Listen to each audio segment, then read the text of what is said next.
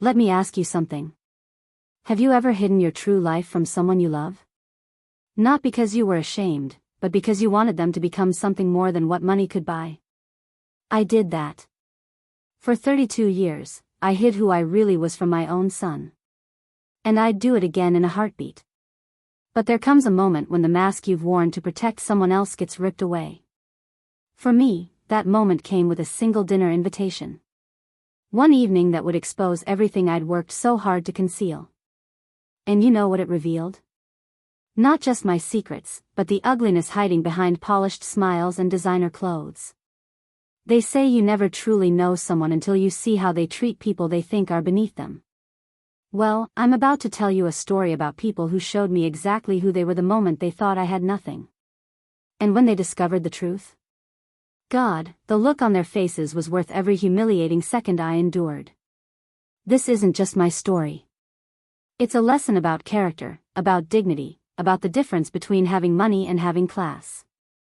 Because let me tell you something I learned that night, sometimes the poorest people in the room are the ones wearing the most expensive clothes.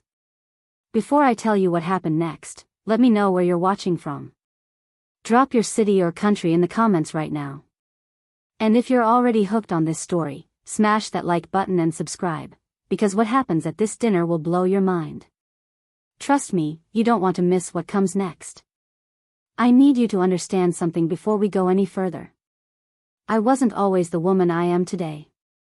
There was a time when I counted every penny, when I wore shoes with holes in them because I couldn't afford new ones, when I fed my son before I fed myself. I know what it means to be poor. I lived it. I survived it. I was 19 when I had my son. 19, alone, and terrified. His father? Gone before the pregnancy test even dried. So it was just me and this tiny baby boy, and I made myself a promise in that hospital room. He would never feel the shame I felt. He would never know hunger. He would never be less than anyone. I worked 3 jobs at first. Waitressing in the morning, data entry in the afternoon, cleaning offices at night. My hands were raw. My body ached. But I studied during every break, every spare moment. I took night classes. I clawed my way through community college, then university. Every promotion, every raise, every step up that ladder, I earned it with blood and exhaustion and refusing to give up. By the time my son was 10, I was a manager. By the time he was 15, I was a director. By the time he graduated college, I was a vice president earning more in a year than most people see in a decade. And you know what? He never knew. He never had any idea. I kept us in a modest home. I drove a practical car. I wore simple clothes. I never flaunted anything because I didn't want him to grow up thinking money made him special. I wanted him to work hard because it was right, not because he had to. I wanted him to treat everyone with respect, not because I told him to, but because he genuinely believed all people had equal worth. I succeeded. My son grew up kind, humble, hardworking. He got a good job on his own merit. He built his own life. And I was so proud. So incredibly proud. I thought I'd done everything right. But what I didn't realize, what I couldn't have known, was that by hiding my success, I'd left him vulnerable. Vulnerable to people who would judge him by what they thought he came from. People who would look down on him because they assumed his mother was poor. People who would use that assumption as a weapon. The phone call came on a Tuesday evening. I remember because I was reviewing quarterly reports, and my son never called during work hours. The moment I heard his voice, I knew something was wrong. Not wrong like an emergency, but wrong like discomfort. Like embarrassment. "Mom," he said, and there was this hesitation that made my stomach clench. "I need to talk to you about something." I told him to go ahead, trying to keep my voice light, but inside I was already bracing myself. "Sarah's parents want to meet you. They're insisting on dinner." A proper dinner, they called it. He laughed, but it was hollow. Nervous. "The thing is, Mom, they're very particular people. Very traditional. Very focused on appearances. I said nothing. I let the silence stretch because I wanted to hear what came next without me filling in the blanks for him. They have certain expectations, he continued, and God, I could hear him struggling with the words. And I just want to make sure everything goes smoothly. So maybe just keep things simple. You know, just be yourself, but maybe the quiet version of yourself? Be the quiet version of myself. That's what my son, my brilliant, kind son, was asking me to do. To shrink. To minimize. To fit into whatever box his in-laws had already built for me in their minds. Are you asking me to pretend to be poor? I said it directly because I needed him to hear how it sounded. No. No, Mom, it's not like that. It's just, they're very traditional. They care about family background and, look, Sarah's worried they might say something if they get the wrong impression. The wrong impression.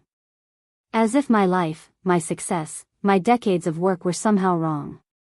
As if I should be ashamed of what I'd built. As if the truth of who I am would be an embarrassment to them.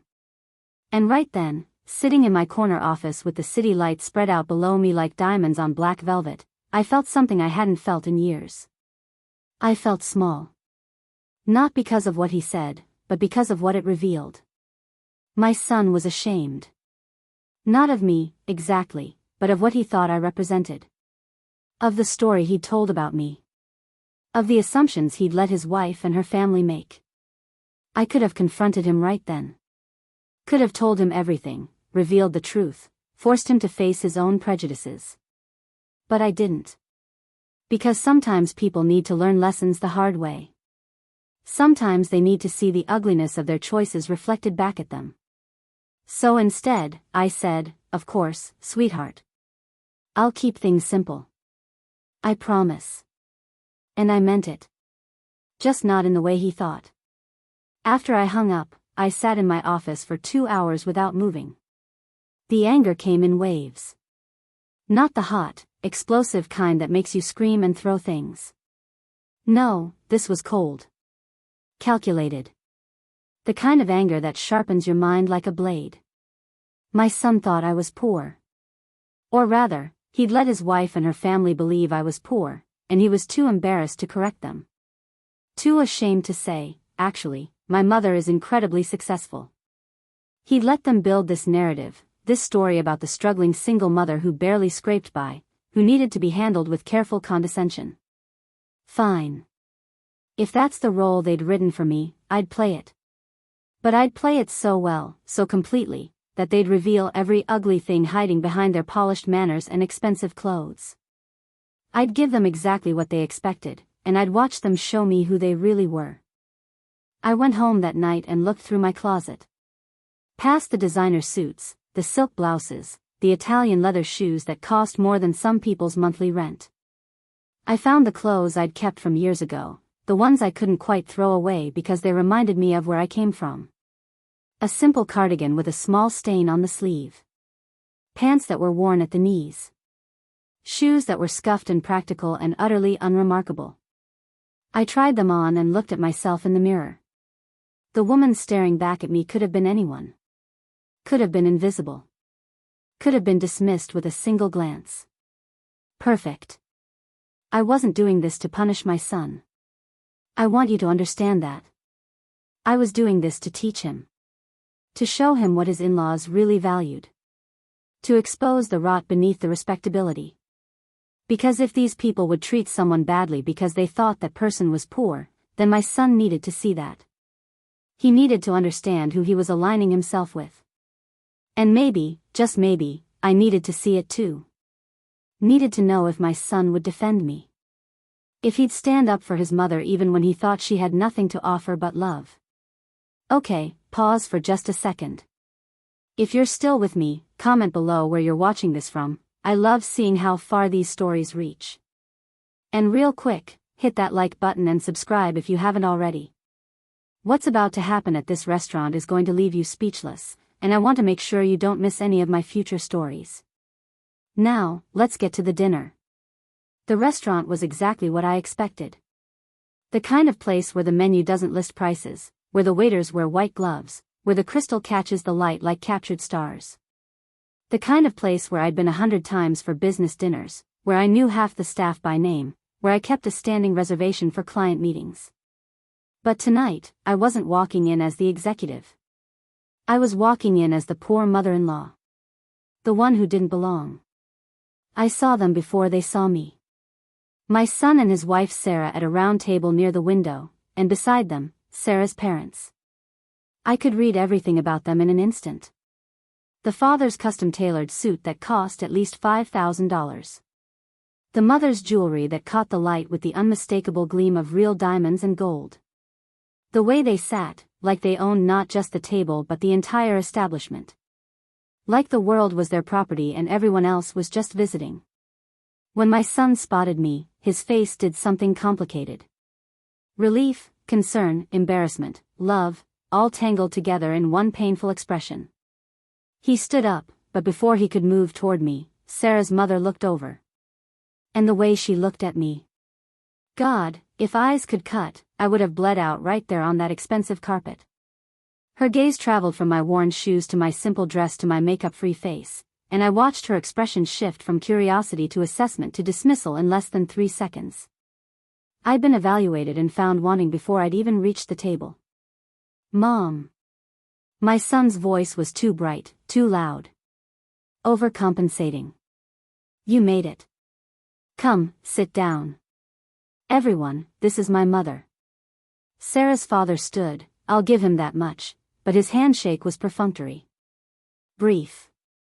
The kind you give someone you don't want to touch. Sarah's mother didn't even bother to stand. Just extended her hand like a queen expecting her ring to be kissed, then withdrew at the moment our fingers touched. How nice to finally meet you, she said, and the word finally dripped with implications. As if I'd been hiding. As if I'd been avoiding them. As if I wasn't worthy of meeting them until absolutely necessary. I smiled. Soft. Uncertain. Playing the role. Thank you for inviting me. This is quite a place. I've never been anywhere this fancy. The lie tasted like ash in my mouth, but I watched it land exactly as I intended. Sarah's mother's smile grew wider. More satisfied. More certain of her assumptions. Oh, we come here quite often, she said, waving her hand dismissively, her diamond bracelet catching the light. It's nice, but honestly, once you've been to enough places like this, they all start to look the same. Of course they do. When you're trying to prove you belong everywhere, nowhere feels special anymore. The first course arrived, and with it, the interrogation disguised as polite conversation. So, Sarah's father said, cutting his scallops with surgical precision, what is it you do for work? I'd prepared for this. Oh, I work in an office. Administrative support, mostly. Nothing exciting.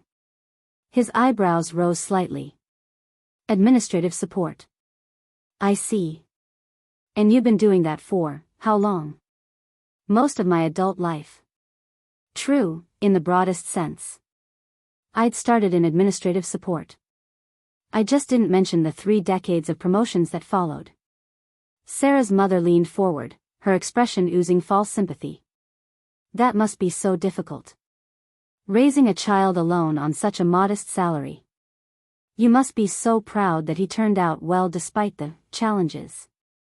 Despite the challenges. As if my son was somehow damaged goods that had managed to overcome his defective origins. As if poverty was a disease he'd survived rather than a circumstance we'd navigated together. I looked at my son, waiting for him to say something. Anything. To defend me, to correct them, to push back against their condescension. But he just stared at his plate, his jaw tight, saying nothing. I am proud, I said softly. So incredibly proud. He's a good man. A kind man. That's all I ever wanted for him. Of course, Sarah's father said, but his tone suggested he was humoring me. Though kindness only gets you so far in this world. Fortunately, he's got Sarah now. Our family can open doors for him. Connections, you understand. Opportunities he wouldn't have access to otherwise. There it was. The clear implication: my son was marrying up. He was getting a chance to escape his unfortunate background.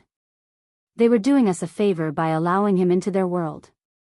The anger in my chest was a living thing now, coiled and hot. But I kept my face soft. Kept my voice meek. That's very generous of you. I'm sure he appreciates it. We certainly hope so, Sarah's mother said, and then she turned to my son with a smile that didn't reach her eyes. We've invested quite a bit in this relationship. Sarah could have married anyone, you understand. We had young men from excellent families expressing interest. But she chose you, and we've supported that choice. Invested. As if my son was a stock they'd purchased. As if love was a transaction with expected returns. The main course came, and with it, more stories about their wealth. The vacation homes in Tuscany and the Hamptons. The private schools and country clubs. The charity galas where they rubbed shoulders with senators and CEOs. Every story was calculated to remind me of the gulf between their world and mine. To make me feel small. Grateful. Indebted. And through it all, my son said almost nothing.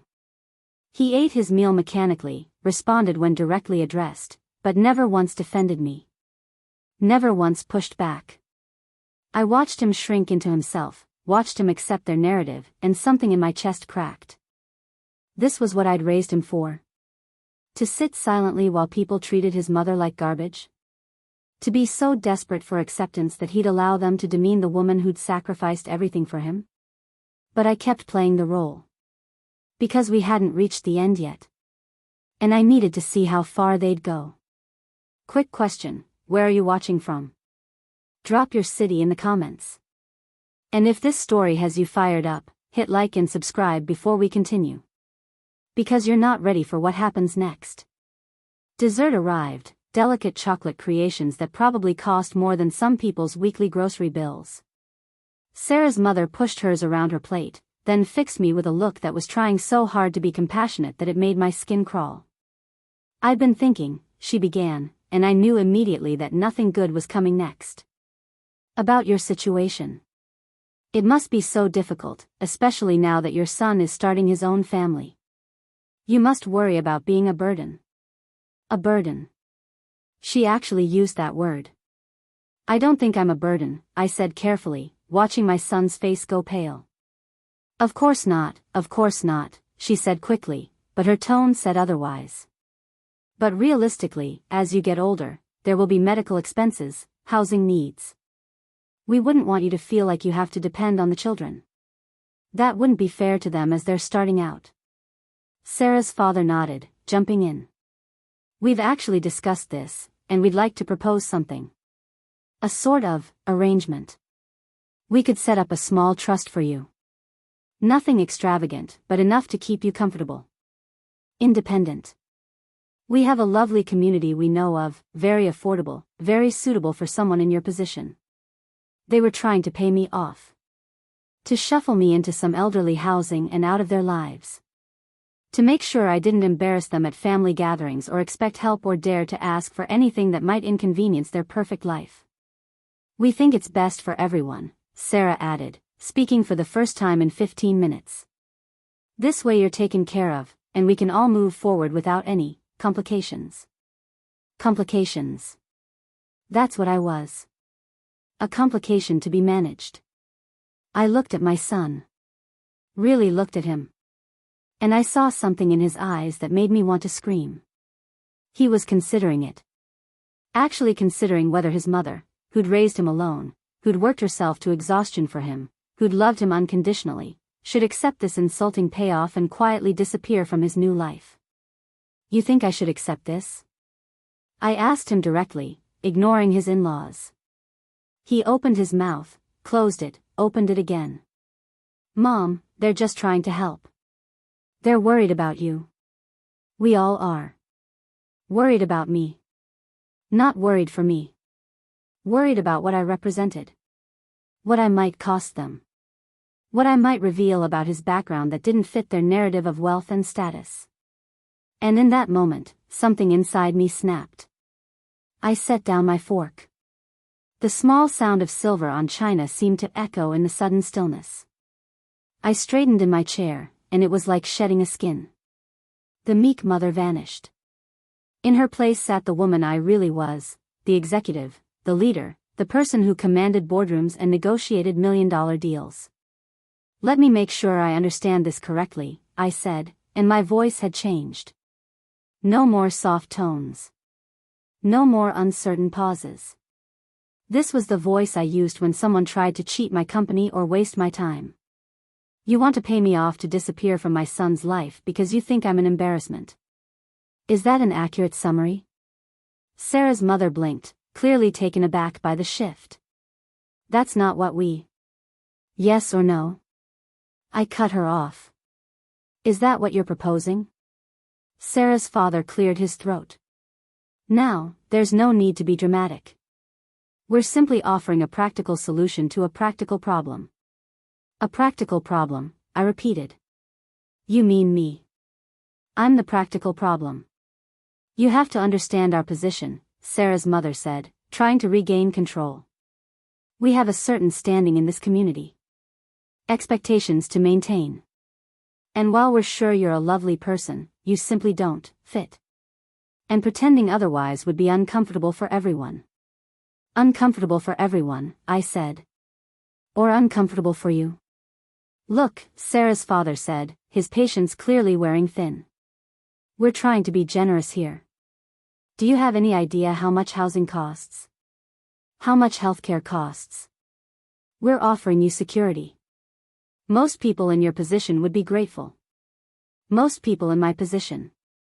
He had no idea what my position actually was. I turned to my son. Is this what you want? For me to take their money and vanish so you can pretend you came from somewhere else? So you can rewrite your history to fit their standards? His face was anguished. Mom, that's not fair. They're just trying to help. Help? The word came out sharp as glass. Let me tell you about help. Help is working 3 jobs so your child can have food and clothes and books. Help is going without so he can have more. Help is sacrificing your own comfort, your own desires, your own life so that someone else can thrive.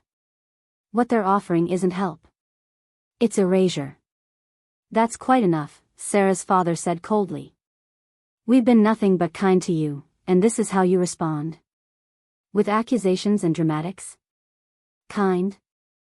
I laughed, and it wasn't a nice sound.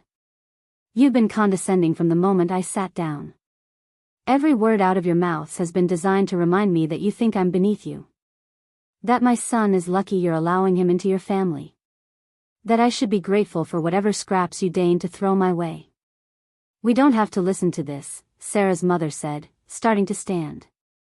No, I said, and something in my voice made her sit back down. You really don't. But let me ask you something. What makes you think you're better than me? Is it the money? The houses? The cars? The right last name and the right schools and the right connections? Success speaks for itself, Sarah's father said stiffly. Does it? I leaned forward. Tell me about your success. What do you actually do? What have you built?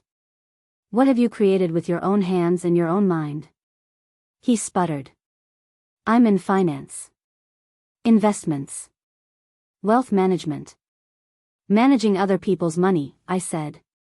And you? I looked at Sarah's mother. I'm on several charity boards, she said defensively. Volunteer work, I noted. Admirable. And Sarah? What does she do? My son's wife looked uncomfortable. I'm exploring my options. I did some interior design consulting for a while. Exploring options, I repeated. So none of you actually work. None of you build anything or create anything or struggle for anything. You just maintain what was given to you. Is that right? Real quick, comment where you're watching from, hit that like button, and subscribe. What's coming next is worth it, I promise. How dare you, Sarah's mother hissed. You have no right to judge us. You, who have nothing, who are nothing. Nothing? I interrupted, and now I smiled. Really smiled. Is that what you think? That I have nothing? Nothing? I interrupted, and now I smiled. Really smiled. Is that what you think? That I have nothing? I reached into my purse, the worn, practical purse I'd chosen specifically for tonight, and pulled out my phone. Not the latest model, but recent enough. I opened my banking app and turned the screen toward them. These are my personal accounts, I said calmly. Not investments. Not retirement funds. Just checking and savings. What do you think that number says? Sarah's father leaned forward, squinting at the screen. I watched his face change. Confusion, then shock, then something like fear. That can't be right, he muttered. It's right. I pulled the phone back. And that's just liquid assets. Should I show you my investment portfolio? My stock options? The value of my home? What is this? Sarah's mother demanded, but her voice had lost its authority. She sounded uncertain now. Afraid. This, I said, is the truth. The truth your daughter's husband never told you because he didn't know himself. The truth I've been hiding for 32 years. My name is Margaret Chin. Perhaps you've heard of me? I'm the Vice President of Operations for Halstead Industries. I've been with the company for 28 years. I started as a file clerk and worked my way up through every single level. I now oversee a division of 4,000 employees across 12 states. My annual salary is more than most people see in a decade, and that's before bonuses and stock options. The silence at the table was absolute. My son's face had gone white. Sarah looked like she might be sick. Her parents just stared at me like I'd sprouted a second head. That's not possible, Sarah's mother finally whispered. It's not only possible, it's documented fact. Call my office tomorrow if you doubt me. I'm sure my assistant would be happy to confirm my position. I paused. Though I should mention, she probably won't be pleased about it. Cassandra gets protective of my time. But you dressed like. Sarah's father couldn't seem to finish the sentence. Like someone poor? I supplied helpfully. Yes. I did. Because my son asked me to keep things simple. Because he was embarrassed of what he thought I was. So I decided to show him, and you, exactly what you really valued. And now we all know, don't we? I turned to my son, and my voice softened despite the anger still burning in my chest. I raised you in a modest home not because I couldn't afford better. I raised you that way because I wanted you to understand the value of work. Of dignity. Of treating people with respect regardless of what they owned. I drove an old car because I didn't want you to think material things defined worth. I wore simple clothes because I wanted you to see that success doesn't require showing off. Mom, he started, but I held up my hand. I hid my wealth from you because I was terrified of raising an entitled child. A child who thought the world owed him something just because his mother had money. I wanted you to build your own life. Earn your own success. Become your own man. And you did. You became kind and hardworking and humble, and I was so proud. My voice broke slightly. But somewhere along the way, you learned to be ashamed. To see poverty as something embarrassing. To value people by their bank accounts rather than their character. And that breaks my heart. The check arrived then, delivered by a waiter who clearly sensed the tension at our table. Sarah's father reached for it automatically, that instinctive gesture of the person who always pays. He pulled out his credit card with a flourish, gold, naturally, and handed it to the waiter without even looking at the total. We sat in excruciating silence while the waiter processed the payment. I watched Sarah's parents trying to regain their composure, trying to figure out how to respond to this reversal. They kept glancing at each other, having entire conversations with their eyes alone. The waiter returned. He looked uncomfortable.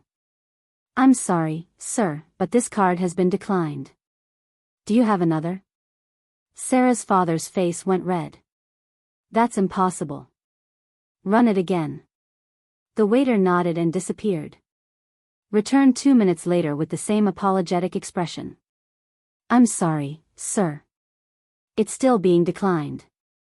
Perhaps another card? This is ridiculous, Sarah's mother snapped. There must be something wrong with your machine. But I could see the truth in Sarah's father's face. The sudden panic. The humiliation. He tried 2 more cards. Both declined. The waiter stood there, professional but clearly wishing he was anywhere else. Perhaps you've hit your credit limit? I suggested mildly. It happens. Especially to people who spend more than they earn trying to maintain appearances. We haven't, Sarah's mother started, but her husband put his hand on her arm. It's fine, he said tightly. Sarah, do you have your card? Sarah rummaged in her purse, pulled out her own credit card. The waiter took it. We waited. He returned, shaking his head. I'm sorry. The embarrassment at that table was thick enough to choke on. My son was staring at his hands. Sarah looked like she wanted to cry. Her parents were frozen, unable to process that their power move, the expensive restaurant, the subtle dominance of paying for everything, had backfired spectacularly. I signaled the waiter. I'll take care of it. No, Sarah's father said quickly. That's not necessary. We can. You can what? I asked. Make us all wait while you call your bank? Figure out which accounts still have funds? It's fine. I've got this. I pulled out my card, a black American Express that practically screamed wealth, and handed it to the waiter. He took it with visible relief and disappeared. The silence at the table was deafening. The waiter returned with my card and the receipt. I signed it, added a generous tip, and tucked my card away. Then I stood. Thank you for dinner, I said to Sarah's parents. It's been enlightening. I now understand exactly who you are and what you value. I know where my son learned to be ashamed of his background. And I know what kind of family he's marrying into. I looked at my son. I love you. I always will. But I raised you to be better than this. Better than them. And I'm not going to apologize for who I am or what I've achieved. You need to decide what kind of man you want to be. The kind who stands up for the people he loves, or the kind who lets others define his worth. I picked up my purse. I'll be at home when you're ready to talk. Really talk. Not the nervous, apologetic conversation we had before. A real conversation about who we both are and what we both want. And then I walked out of that restaurant with my head high and my dignity intact, leaving behind a table full of people whose entire understanding of the world had just been shattered. I didn't hear from my son for 3 days. 3 days of silence that felt like 3 years. I went to work, I did my job, I went through the motions, but inside I was aching. Wondering if I'd pushed too hard. If I'd lost him by refusing to play their game. But I'd meant what I said. I wouldn't apologize for my success. I wouldn't make myself small to fit someone else's expectations. And if my son couldn't accept that, then we had bigger problems than his in-laws' prejudices. On the 4th day, he showed up at my house. Not my modest house where he'd grown up, my real house. The one I'd bought 5 years ago in a neighborhood he'd never visited. The house with the view of the city, with the art on the walls, with the success I'd earned displayed in every careful detail. He stood in my doorway, and he looked lost. Can I come in? I stepped aside. Let him enter. Watched him look around at the home he'd never known existed, at the life I'd hidden from him. Mom, he started, then stopped. Tried again. I don't even know where to begin. Try the beginning, I suggested. He laughed, but it was painful. I've been an idiot. Is that a good start? It's honest. He collapsed onto my couch, expensive leather that felt like butter, and put his head in his hands. Sarah's parents lost their minds after you left. They called us every hour for 2 days, alternating between rage and panic. Turns out they're not as wealthy as they pretend. Most of it is credit and investments that aren't doing well and money they don't actually have. They've been maintaining this image, this facade, and it's all falling apart. And Sarah? I asked. She's been quiet. Really quiet. I think she's realizing that everything her parents taught her about value and worth and what matters is wrong. That they're frauds. That she's been raised by frauds. And you? I pressed. What have you realized? He looked up at me, and his eyes were red. That I'm ashamed of myself. That I let them make me ashamed of you. That I bought into their garbage about class and status and who deserves respect.